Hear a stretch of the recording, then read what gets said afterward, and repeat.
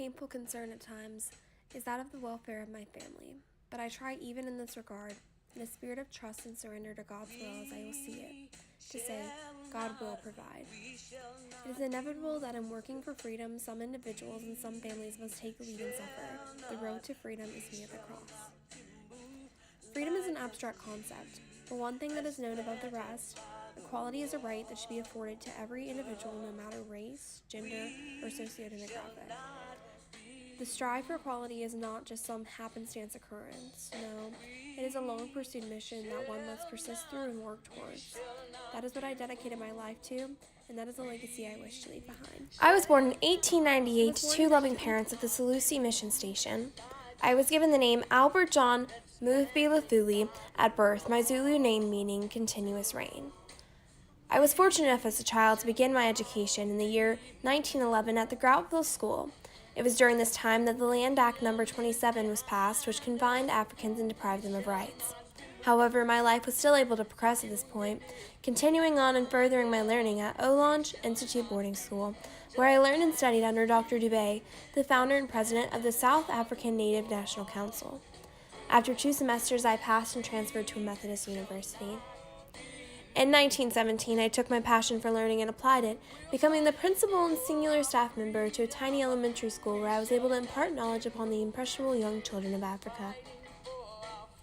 Although not everything was prospering while my journey through life progressed, incident and tragedy after one another was occurring, all at the cost of innocent African lives, which motivated my journey for equality. In 1927, I married the love of my life, a fellow teacher and granddaughter of the Zulu chief. Following the first year of our marriage, I was elected secretary of the African Teachers Association, and in 1933, I would become the president, both roles so close to my heart as I was able to use my position as a standpoint for good. And although my time at Adams College was great, I eventually had to leave in 1935 as I was elected chief.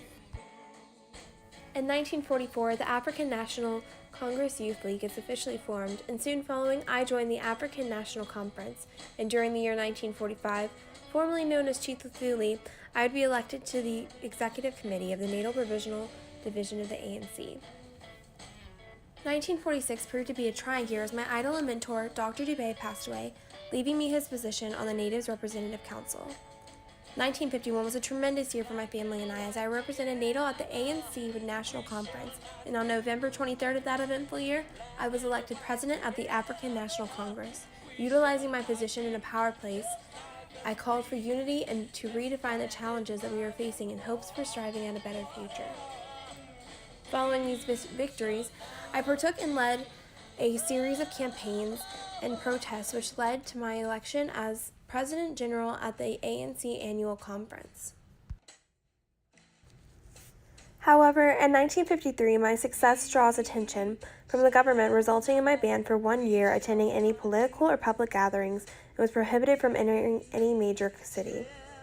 However, this didn't stop me from sharing light with others. Quickly following my success, I was served with a banning order while on my way to a protesting campaign. However, I persisted and continued my mission on June 27th of 1954. A resist apartheid conference was held where I called out for help, took place, we clearly outlined the reasons for the ANC's demands for universal suffrage. Over the next 6 years, we continued to resist and make progress towards a better future, even if this meant getting banned 3 more times.